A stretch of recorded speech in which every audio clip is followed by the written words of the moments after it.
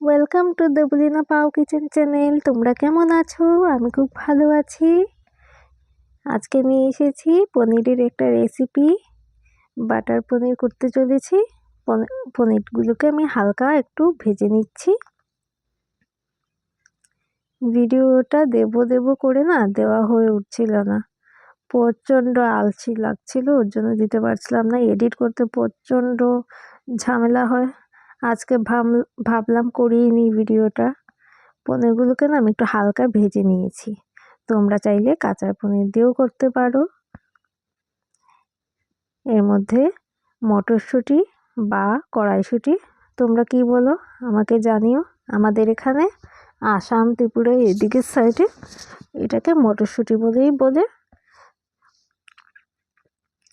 মটরশুঁটিগুলি ভাজা হয়ে গেলে আমি আলুগুলোকেও ভেজে নেব।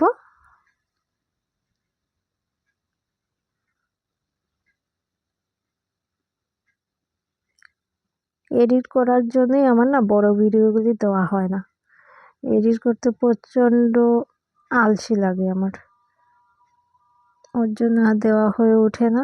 এই ভিডিওটা অনেক আগে করা ছিল, শুধু ভয়েস দেব করে আর দেওয়া হচ্ছিল না। এ দেখো হালকা করে ভেজে নিয়েছি। আলুগুলোকে তুলে নেব।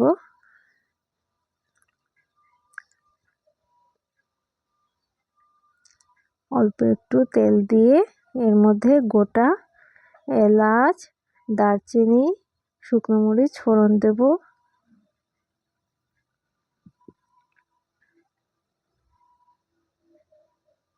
পাঁচফোড়ন ফোড়ন দিয়ে এই দেখো মিক্সড করে রেখেছি মশলা। যা যা উপকরণ দিয়েছি আমি না ক্যাপশনে দিয়ে দিয়েছি, তোমরা চাইলে দেখে নিতে পারো।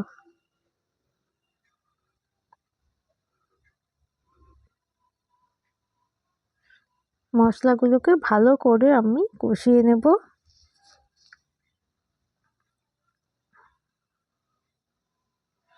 আমার ভিডিও যদি তোমাদের ভালো লেগে থাকে অবশ্যই লাইক, কমেন্ট, সাবস্ক্রাইব করবে। আর যারা নতুন আছে অবশ্যই চ্যানেলটাকে সাবস্ক্রাইব করে আমার পাশে থাকবে। আর আমার ভিডিও যাতে তোমাদের কাছে সবার আগে পৌঁছে যায় ওর জন্য নোটিফিকেশনে বেল আইকনটা বাজিয়ে রাখবে।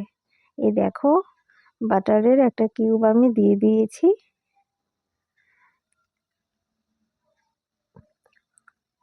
মশলার গা থেকে তেলগুলো ছেড়ে দিচ্ছে।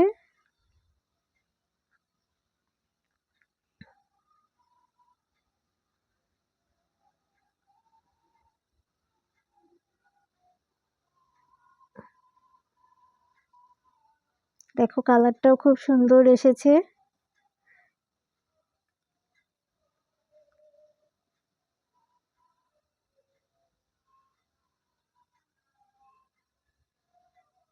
ভালো করে নাড়াতে হবে, না হলে কড়াইয়ের গায়ে লেগে যাবে।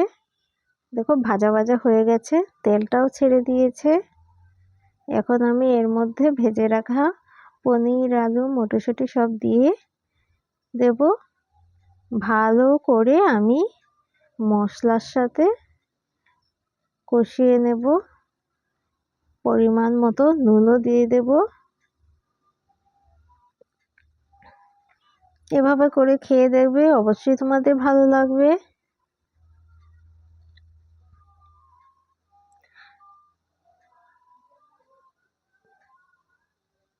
আর বাচ্চাদেরও এক্সাম শুরু হয়ে গেছে, ওর জন্য আরও ব্যস্ততার কারণে আমি আর ভিডিও যে দেবো সেটা হয়ে উঠতে পারছে না আর কি। তো বাটিটার মধ্যে মশলাগুলো আমি পেস্ট করেছিলাম ওটাই ধুয়ে জলটা আমি দিয়ে দিয়েছি। শুধু শুধু মশলা নষ্ট করে তো আর লাভ নেই। গোটা চারেক কাঁচামরিচ আমি ফেলে দিয়ে দিয়েছি।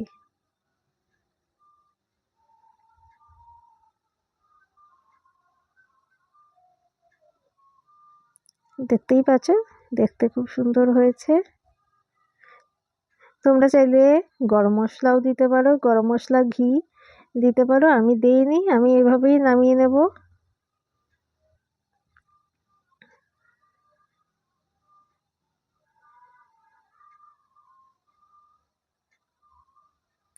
এই দেখো বাটারের আরেকটা কিউব দিয়ে দিয়েছি।